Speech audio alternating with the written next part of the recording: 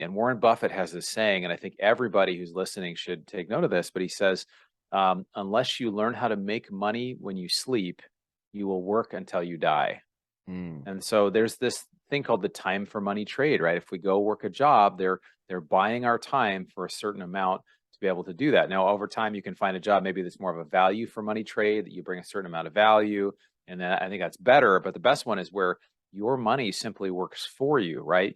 It says the rich don't work for money; they work for assets, they work for cash flow, they work for things that actually put money in their pocket. So I think for me, just the process of seeing people that were financially free and really had freedom of time. It came down to they had investments that it really works for them.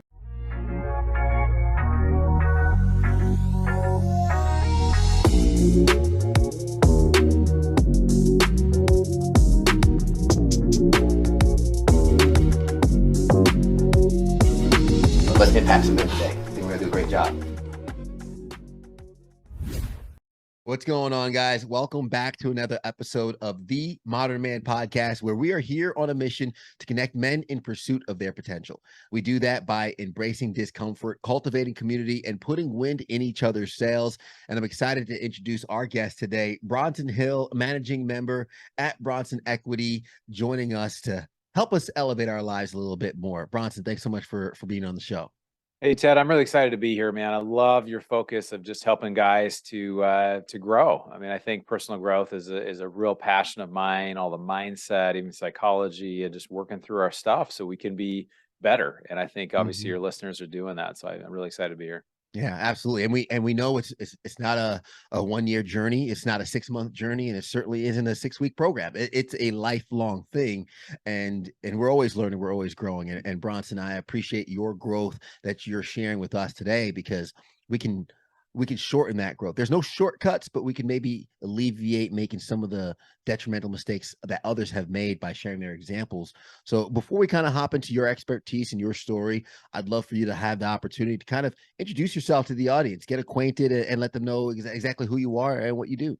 Yeah, thanks. Yeah, I feel really connected to this show. I'm excited to be on here because I am very into personal growth. Something personally that's happened to me about 5, 6 years ago. I went through a divorce. Never wanted to be divorced. Went through a divorce, and I found an author named Brené Brown who talks a lot about leaning into the discomfort. Right, so leaning into things when they feel uncomfortable, because that's where the growth happens. Right, so I love just the thought of doing this. But so yeah, so I live in Southern California. I work in real estate and investing. I help people to achieve passive income through investing in secure investments that are consistent. And I've spent a lot of time researching that and doing that personally. I was able to use kind of that method to get out of the golden handcuffs, if you will, right? People, Mm. making a lot of money.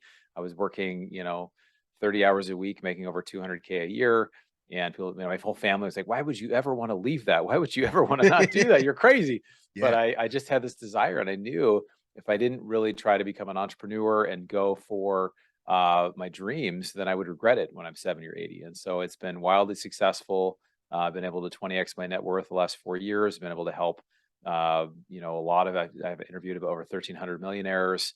Learned a lot of things from that, and raised about 30 million to buy 200 million in multifamily real estate. So that's a little bit of my story. And again, I'm Mhm. a big personal growth guy. I love health. I'm a kind of a health nut as well, and got a Spartan race coming up on Saturday. I'm running 13 miles up a hill, so it's going to be intense. So I'm excited to be done with that one.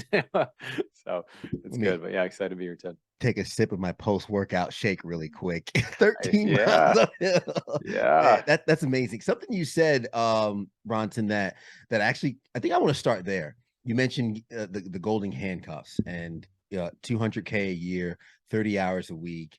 That's more money than I make, less hours that I work. And you mentioned, why would you leave that? For a lot of folks listening, that might be more money than they make, less hours than they work. Uh, so the reality is, like you, my entrepreneurial bug, the reality of what I've looked around and said, I don't really care if it's 30 hours. I don't care if it's 5 hours.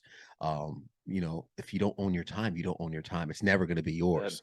That's Uh, it. Yeah, yeah. uh, That's it, man. what was, I guess, the deciding factor for you, or what was it like when the decision was made? Like, this setup, which most people would think is great, is not for me. and how did that process start when you started working on your exit plan? Yeah, so it kind of started, I had another career I did kind of in the nonprofit space, and then I got into sales and in medical. I was in medical device sales. So I'd go into surgery and help physicians with their heart surgical stuff. And there's about 10 years of different products I was doing that. And I enjoyed it. It was good. But I kind of what you said, I would see people that would make way more money than I would make. So I did some doctors that made, over $2 million a year, but they'd work 60 or 80 hours a week. They could never travel. They didn't really have freedom of time. And a lot of times people, kind of to your point, they think they want money freedom, but really what they want is time freedom. They want the Mm, flexibility to be able to do it. Now, um, so in the process of basically kind of seeing and learning and watching, I just try to say, well, how can I let my money work for me? And Warren Buffett has this saying, and I think everybody who's listening should take note of this, but he says, unless you learn how to make money when you sleep, you will work until you die. mm, And so there's this thing called the time for money trade, right? If we go work a job, they're buying our time for a certain amount to be able to do that. Now, over time, you can find a job maybe that's more of a value for money trade, that you bring a certain amount of value, and then I think that's better. But the best one is where your money simply works for you, right? It says the rich don't work for money; they work for assets, they work for cash flow, they work for things that actually put money in their pocket. So I think for me, just the process of seeing people that were financially free and really had freedom of time. It came down to they had investments that it really works for them. So instead of me going into sales and selling a bunch of stuff and them giving me a slap on the butt and saying, "Hey, great job, go out do it again next quarter," yeah. it was just kind of exhausting. It's like you're literally on that treadmill and you're running, you can't get ahead. And so the ability to learn about investing is incredibly valuable because I just realized there were so many people that are actually doing this and are many steps ahead. And that's I think who we should be learning from is people that are a step or two ahead of us. Yeah, no, absolutely. Because a lot of us look around and we're like, I'm going to do this, and we start doing it. And when you try anything new, failure's almost inevitable. You're going to kind of fall on your face. You're going to kind of come into mistakes. But when someone looks at something maybe as risky or financially committal as investing or even real estate investing, um, the mistakes can have lasting impact. So you're less risk tolerant going into some of those things. How does one start getting into real estate investment, right? Like how does one look at okay, let me buy this building, or let me, do this. And maybe they're like, I don't want to be a landlord. Maybe they're like, that's not passive. I don't want to trade my job for managing people. Yeah. Yeah. I'd trade my job for another job. And that's the thing too. I think, so, I think one thing that I've done over the years, I recommend this to anybody listening who's interested, how to get started, is that look for ways to learn and to grow. And sometimes taking action, even if you're not sure if it's going to work. I mean, obviously do your homework, make sure you look at it, but I call them low risk experiments, right? If you buy a Mhm. rental house and it doesn't work out, can you rent it out to someone, or can you do a short-term rental? Could you sell it for what you paid for it? Can you do some sort of renovation so that it's worth more than what you bought it for? So, again, there's this idea that, heads you can win a lot, but tails you don't lose much, right? So there's a Mhm. quote that talks about that. That's just um, being able to do something that kind of gives you the chance to experiment and learn. Now, when you're older, if you're now somebody going to be offended that I said older, but if you're 60s, 70s, it's harder to financially to take risks because you only have so much time left. When you're young, if you're 20s, 30s, you got tons of time. Now, it may be different if you have 5 kids and your spouse doesn't work and is unhealthy, or there's things like that. Maybe you have some other issues you're working through, but in general, you can take a lot of a little more calculated risks when you're young to learn. But for me, how I started, I basically thought, okay, I'm gonna become financially free with real estate. I'm gonna do what everybody does and buy a rental house. And then Mhm. I had that for a while, and it was okay. It cash flowed a little bit over time. I had it for a long time, and then I started buying more single family houses. And then I realized it was a lot of work. And I had a cousin who I just hadn't really seen in years who said, "Hey, you're doing this single family stuff. Why don't you do multifamily?" And I said, "Well, I'd love to. My plan was to get 30 houses and retire with passive income, which wouldn't really Yeah. be that passive." And then he said, "Well, you can raise the money. You can raise money for these multifamily deals. It's called syndication." And so Hmm. he said, "Read this book, go to this conference, listen to this podcast." So I did everything he said. And this guy's uber wealthy, just fortunate to have a wealthy relative who could kind of be a mentor in that. And so I did everything I could. And that led me down a path where I started a meetup in Southern California where I live. my first investor there said, I'd invest in one of your deals. I didn't even have a deal at that point, but I was Hmm. in the space making moves. And so then I got coffee with him and I said, this is what a deal would look like. He said, yeah, I'd be in for 100K. So then I introduced him to another guy who I met at that same meetup who had a live deal who was looking for money. So I just connected those two. And now I got some experience in raising money for my first deal. So that's kind of how to get started. And then there's other steps from there. So I'm gonna have to slow you down and put a little rewind There's a on lot that there. Yeah. because this is first time I actually really heard the concept on this podcast of syndication and facilitating these deals. Right now, for somebody who might be listening, you mentioned raising capital or raising and finding the investors for these deals. Go in detail with that a little bit because for some, it's almost as though maybe finding the deal, structuring the deal could get you a little bit of equity in the deal, Mhm. even if you might not have the finances to kind of meet on par with the amount of money that they're putting in, because that's usually a lot of guys listening, a lot of the people listening or watching right now, they're just, I just don't have the money. And they're probably going to write this off and try and stop the podcast 10 minutes in because they're like, I don't have thousands of dollars to invest. But I'd love you to lean in on that a little bit more because that can maybe lower the barrier of entry for 50% of our audience. Yeah, no, absolutely. When I first heard about this, I thought it was the craziest thing in the world. I was like, how would you raise money? That sounds like it's really risky. And like, what if you Mhm. lose somebody's money? And oh my gosh. And there's this saying that comes with life, and this is a mindset thing. So I think mindset, every successful person that I've ever met, I was actually talking with a guy I know who's a billionaire in New Orleans at a conference this last weekend. And like every single one of them, it's always mindset. They have a different mindset. They approach everything different. And so there's this saying that you're the average of the 5 people that you spend the most time with. And that comes almost to every single level of life. If all your friends are overweight, well, you're likely to be overweight. If all your friends are poor and they complain all the time, you're probably going to be poor and complain all the time. But if you can continue to try to push that and find people that are a step or two ahead, it will bring you up to where they're at. And it's amazing. And it works awesome in the financial space. So initially with this and raising big money, I remember I had the same reaction. I have this reaction of like, well, I can't do that.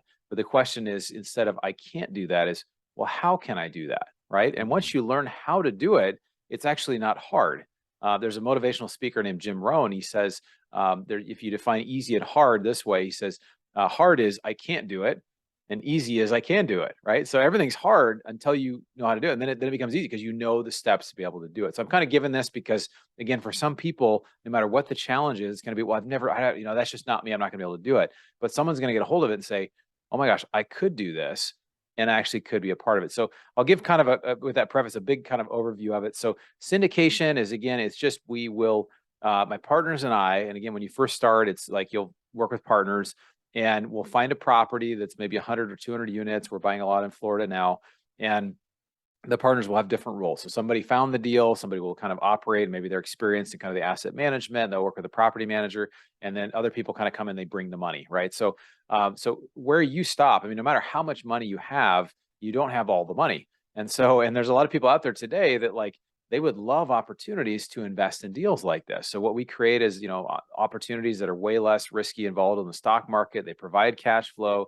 They give you all the benefits owning real estate, all the tax benefits, but they don't, you're not the one in there swinging a hammer doing the work, right? Mhm. Mhm.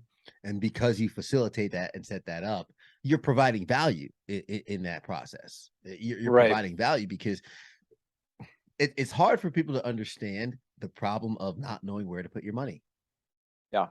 Yeah. And that's the thing. People have a money problem, meaning I have money and I don't know what to do right now. It's a huge problem. I mean, if I have, let's say, I think of my parents, maybe they've got a pension, a retirement account with $1 million in it. Well, they've got to make that last. If they're 70, they got to make that last for another 20 plus years. How are they going to do that? Yeah. Stock market feels risky. I don't want to own a rental home. Like, what do I do? So I can basically be a resource to people that are in that space and educate and try to help them on that journey. And so people don't realize that by you having a deal and being able to offer it to your network, friends or family, or having a meetup or something like that, or even putting things out online like we do, it allows people to really connect with your message and they can say, I want to try this. I want to do this. And then it's amazing to me is once somebody goes from like, this is like the weirdest concept ever to like, oh, I'm actually doing this and I'm seeing predictable cash flow.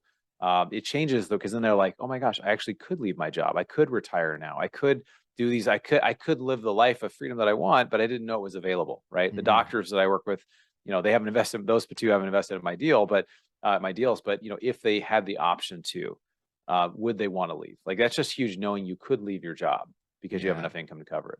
Yeah, no, absolutely. And having that opportunity in front of you first comes from preparing, right? And we've talked about, you know, my one of my favorite financial books, The Richest Man in Babylon, putting those Mhm. pennies aside, having that capital available for when that opportunity arrives. However, I'd like to touch on the savings because for when people are listening to this episode coming out, there's this R word going around in media, and people are kind of getting a little bit nervous with how the cost of everything's gone up. And I go to the store, I'm paying more for eggs this year than I paid last year, and Right. everything is a lot more expensive, right? So the trigger, and I think the habit and reaction for a lot of people is, I need to stack my pennies. I need to save my money. So there might be someone here that's maybe sitting on a comfortable savings, right? Let's be responsible. Like you're sitting on 6 to 12 months of expenses, but you're stacking up more and more and more, and you have well over that. Why is that not necessarily a good option right now if you're just sitting on and saving money? Yeah, so it used to be, saving money, a penny saved is a penny earned. I agree. I think it's a basic step for most people to learn about. If you're spending more than what you bring in, I think that's the richest man in Babylon, right? Happy is the man who makes, 9 pence or, makes 10 pence and spends nine. But, if you spend one more than what you have, you're gonna be miserable, right? Like just Yeah. that idea. So, so in general, savings is good. I think some of the Dave Ramsey stuff of just get out of credit card debt, some of the stuff is really good. That's kind of 101. Once you get past, okay, I need to spend less than what I make, then it's okay, instead of just saving and building this big nest egg, because right now what's happening is there's this huge monster out there that's eating up somewhere between 8 and 20%, depending what number you believe, per Uh, year of your money, and it's inflation. So if you have $100,000, if you've saved that and that's your nest egg, you're losing eight to $20,000 of purchasing power. It doesn't mean the dollar amount is going down, but what you're able to buy, and we're seeing it everywhere, is going down. So there are ways you can kind of flip that on its head where you're using that to your advantage. You're finding ways to invest. You're finding ways to borrow. You're doing things that are a little bit more, instead of 101 Dave Ramsey, they're more kind of 102 or 201. They're a little more advanced, but there are ways you actually can make inflation your friend rather than just it hurting you. how can you make inflation your friend? Or how can you take advantage of inflation? Well, I'm glad you asked, Ted.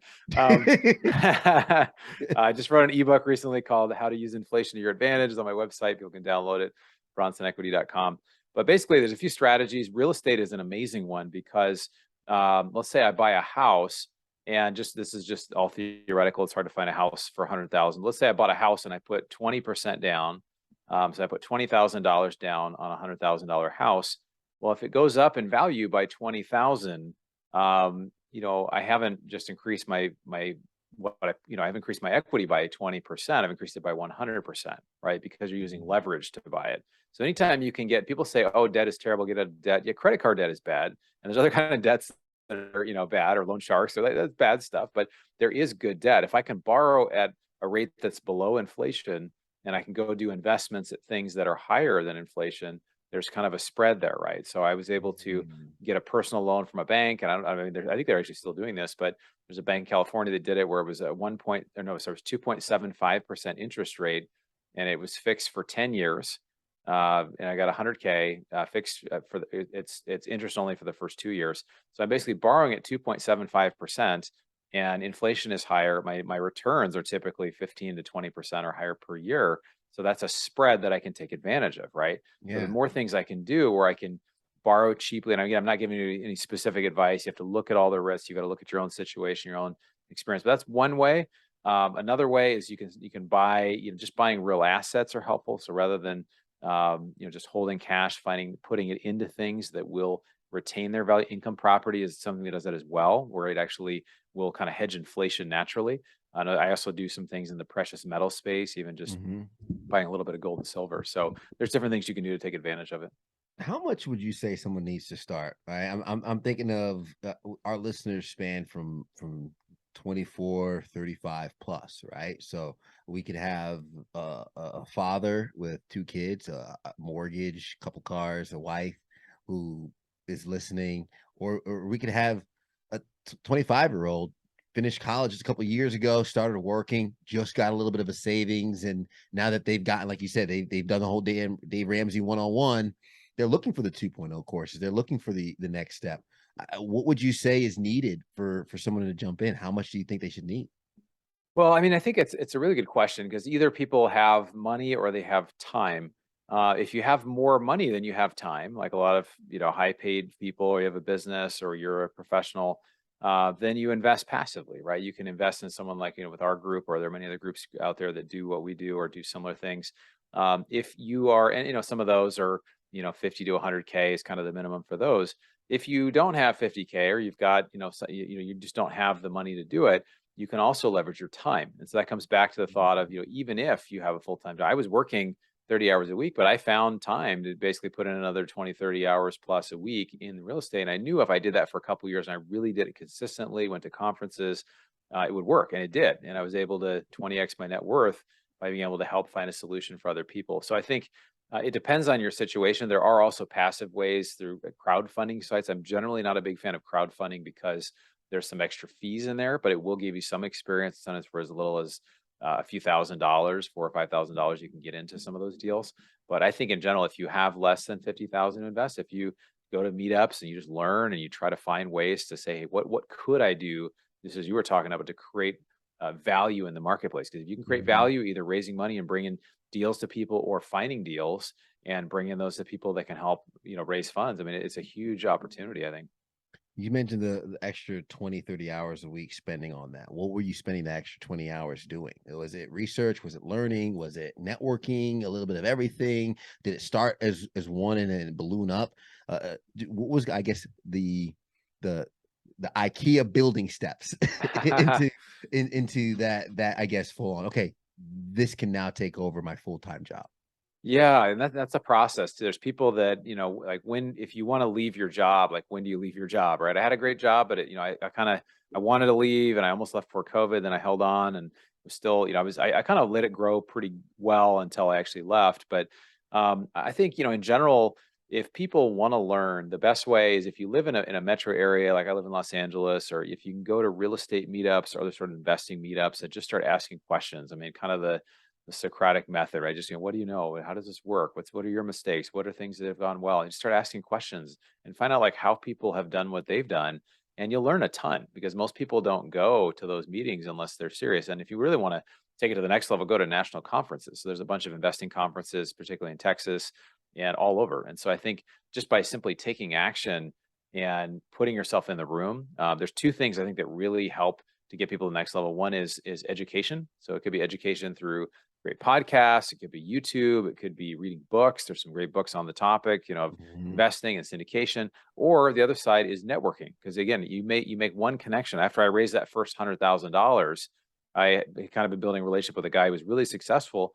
And about 6 months later, we were at this expensive event. And I just said, hey, how's it going in this area of raising money? Could I potentially help you? And then that was the point, going from 100K over the next 18 months. I spoke with 1,000 investors, really from his network, just from calls that, things that we set up. And we were able to raise $15 million together. So that was, to me, that was like the rocket fuel. But again, that's nothing I can say, hey, go do this, this, and this. But just when you're in the room and you're looking for value, you're looking to try to find a way to add value, that's how people get paid in business. Yeah.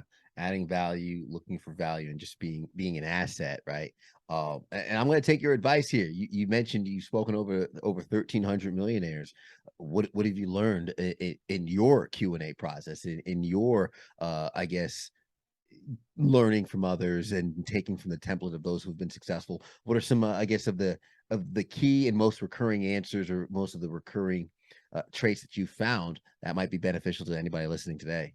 Yeah. So the amazing thing about wealth, a lot of people, and even listening, can think that, oh, people are born with a silver spoon in their mouth, right? You either come from money or you don't. But the truth is, Fidelity Investments, which is the largest financial firm, they came out and said that 88% of millionaires are self-made. So that means almost 9 out of 10 did not inherit it. They basically figured it out. They figured out how to learn it. So if Brian Tracy's got this quote, he says, if you want to earn more, you got to learn more. Right. So I just have to be dedicated to learning. So I was amazed that these many millionaires would take 30 minutes and have a call with me to learn about our investments because they were just trying to learn. So people I found that are very wealthy, they tend to be people that are reading, they're learning all the time. You look at Mark Cuban, Warren Buffett, these guys read at least 2, 3 hours a day.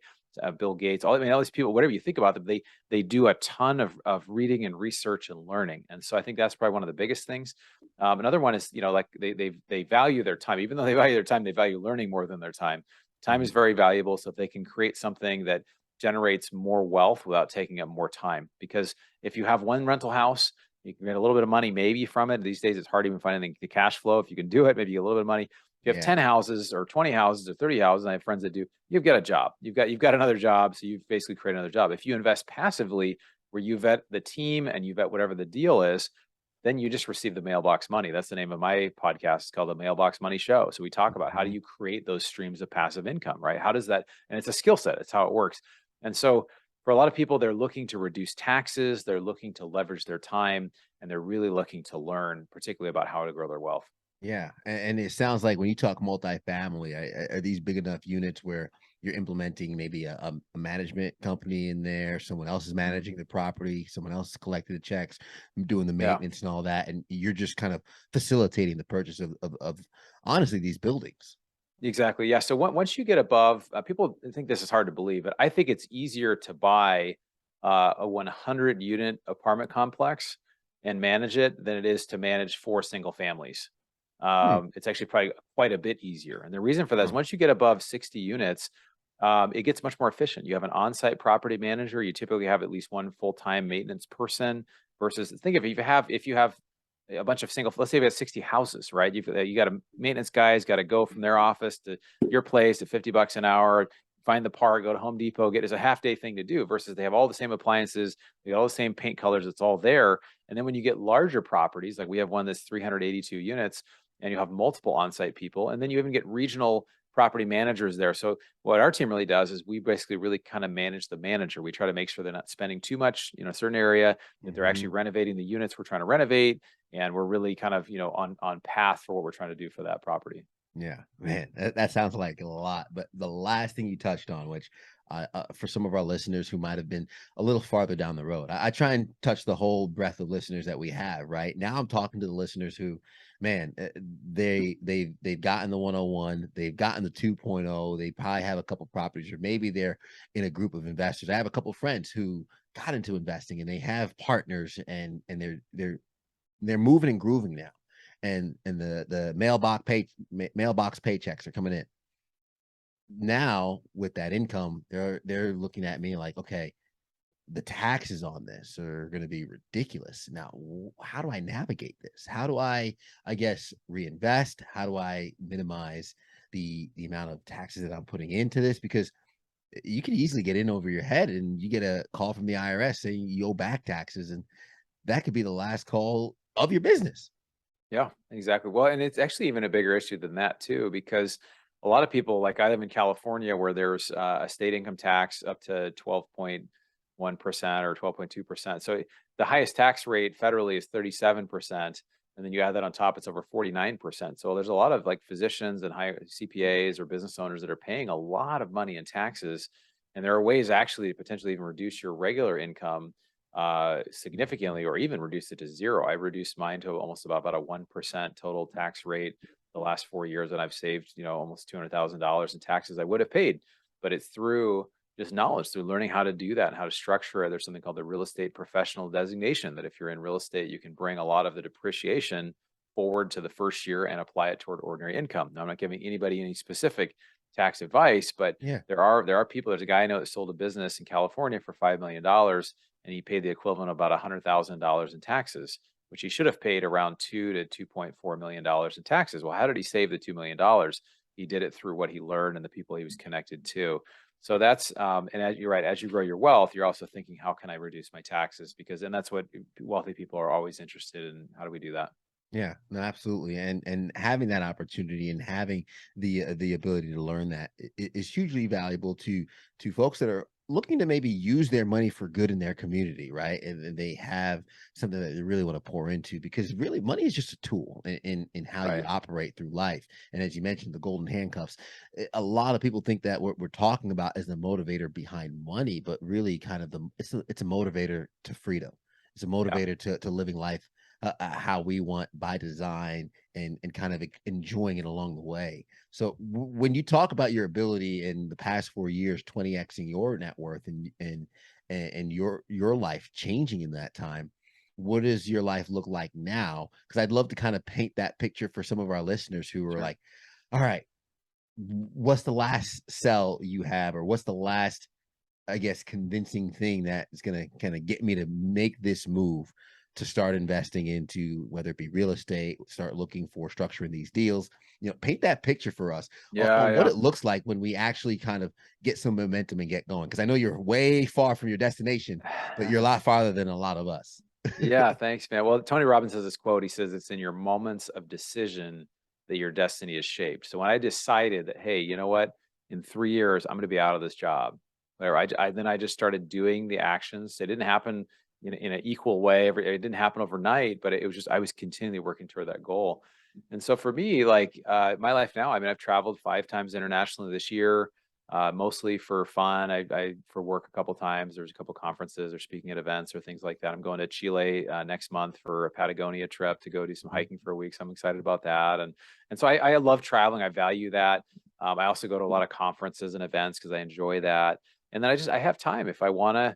Like yesterday, I'm training for the Spartan race. I went for an 11.5 mile run yesterday. Hmm. It took a couple hours, 2, 3 hours, and I just went like midday because I had the time scheduled and I did it right. So when you have control over your time, you can do what you want. So what do you value? And I think what's really important more than that, a lot of people think, oh, it's great, I can just put my feet up all the time and I can just do nothing. But I personally think we're here and we need to have some sort of purpose.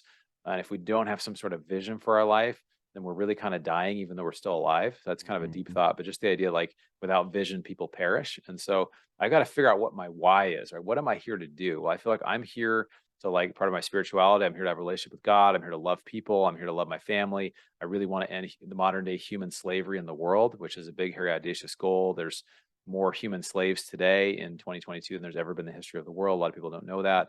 And so Yeah. it gives me, the more I become financially free and time free, the more I can really give myself to those causes, the more I can be a great dad, the more I can take trips and travel and learn. And so I think it's whatever you value, right? It allows you wealth and freedom of time. It allows you to become more so of those things. Absolutely, and that's what we talk about here on the podcast. And it's funny because I think of modern man, and we talk a lot about men's mental health, relationships, and things, and we always have some of this, the recurring topics, one of which being finances and investments and real estate, because the reality is, as long as we are punching the clock, as long as we are stuck in our 9 to 5 or golden handcuffed to what we're doing, there's a lot of us out there who might be watching, who might be listening, who aren't quite going to live that full life of fulfillment and joy, because we are still forced to be someplace at a certain time, to do a certain thing at a certain time, which responsibilities are always going to be there, but our lack of control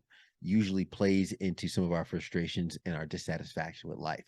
So having the amount of money to choose our lives, to choose our futures, I think is extremely important, and it's extremely a valuable tool to have and work on. So being that you've gone through that process, I appreciate those skills and tips that you shared with us today. But I also want to make sure that our audience and our listeners have the ability to tap into your team and what you all do. Also tap into some of your knowledge if they want to get maybe more extensive in terms of more of the nitty gritty, what we weren't able to cover on this podcast today. So please, Bronson, I'd love for folks to have a way to contact you and get in touch with what you and what you do.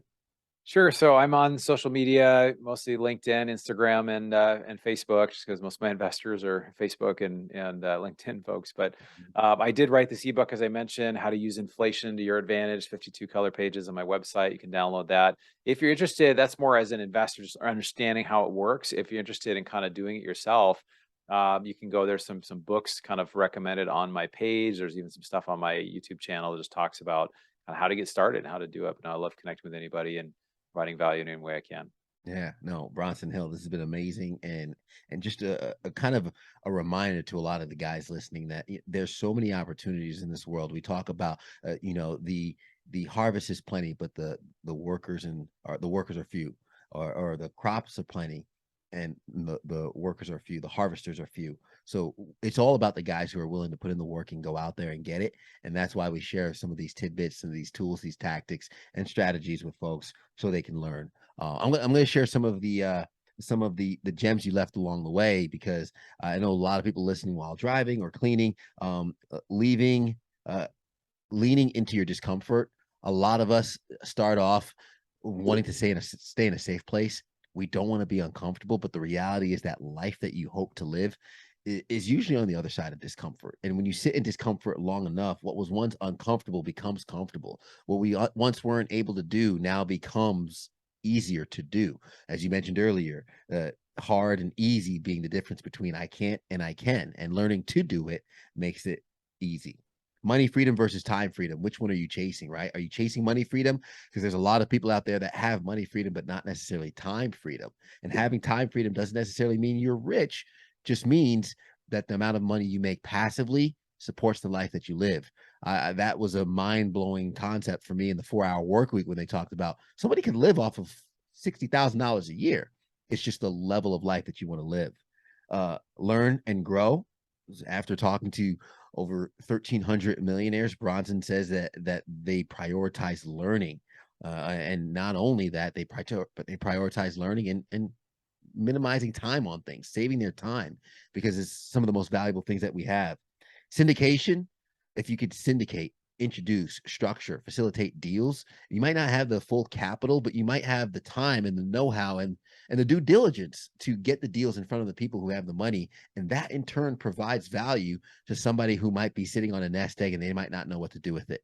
You might have a friend, or you might have a parent or mentor who has $1 million in the bank that's losing value, and they're looking for something to do with it. Your ability to do the research, find the deal, structure the deal, that gives value to them.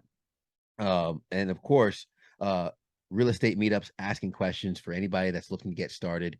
Put yourself in it, immerse yourself in it, and connect with those people as much as you can.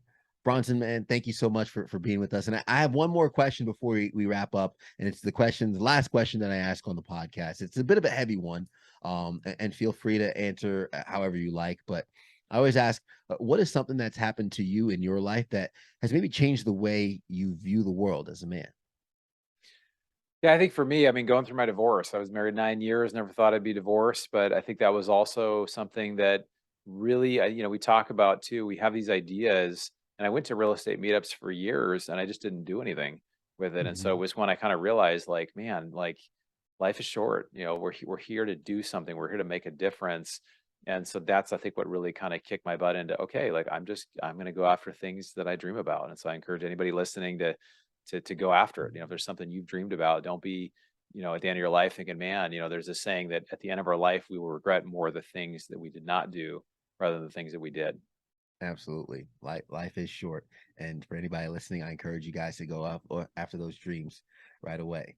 Bronson, man, thank you so much. We appreciate it. I'll have all your links in the show notes as well. And I've already recapped those gems for folks. So my only last question for the listeners is to share this episode with somebody they know will get value from it. Share it with somebody who you know should be starting investing, or maybe starting thinking more of a financial level in terms of putting their money aside. Give this episode to them and show them some of the fruits that can be had if they do the labor and put in the work. And also leave us a rating. Let us know how we're doing. It's the only way we improve is by you letting us know. Make sure you leave a comment, hit subscribe for a new episode each and every single week. And of course, the best compliment you can give us is by making sure you tune in next week for another episode to catch a great guest like Bronson and many, many others. Thank you for making it to the end. And as we always say at the end of the episode, everybody wants the sunshine, but they don't want the rain. But you can't get the pleasure without first the pain. Let's grow.